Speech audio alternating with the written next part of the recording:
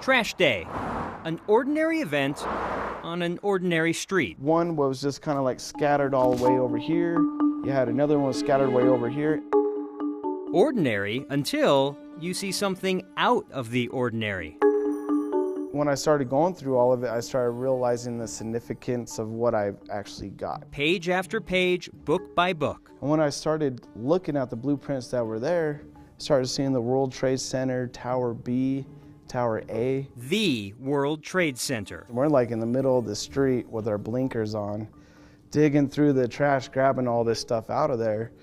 And then it started hitting me what I actually had. Jake Haas now has a copy of the architectural blueprints of the World Trade Center, the Mylar drawings of the World Trade Center, and slides showing the construction of the World Trade Center. And I don't know why the family threw this stuff out. That brings us back to Trash Day on this ordinary street in southwest Denver, where Joseph Solomon lived. Joseph Solomon, the architectural project manager for the World Trade Center, moved to Denver in the 70s. My father passed away at the end of November.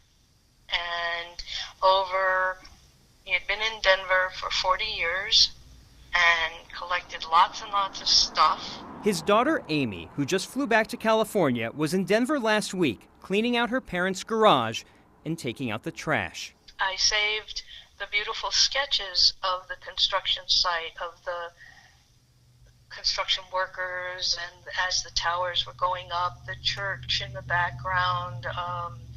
Those were most meaningful to myself and my sisters, whereas the actual architectural plans were not as nostalgic, was not something that we needed. And so I put them out with the trash. Do you think you should have it, this stuff? I think I should, because what I did is I saved it from going to the dump. This would have been, no one here would ever even see these. Since Jake came to us with his find, I've been trying to find out who else would have these and how many exist.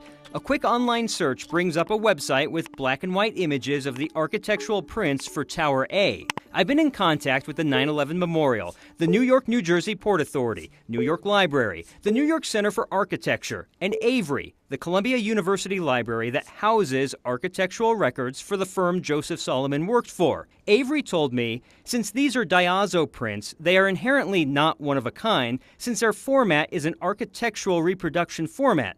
It is rare, but not unheard of, that these drawings and other sets are in private hands still. The Port Authority, which is the agency that the blueprints would have been filed with originally, has some of the blueprints, but told me much of our archive was destroyed on 9/11, since our offices were in One World Trade Center. Is there a difference between historical value and monetary value? Absolutely. We asked the archivist at the Denver Public Library for guidance on the value of what's on these pages. So monetary value, they're going to be concerned about, the quality of the paper. Are there, nicks in it? Is it water damaged? And in archives, we don't really care about that as much. It's what's on the page that is really important. Important to whom? The trash left out by one family is a treasure for another. But at what price? You want to sell them and you want the public to see them, those don't always go together. Right. So the end result would be is if I couldn't sell them, then I would eventually donate them to a museum, something like that, where the public could be able to see them.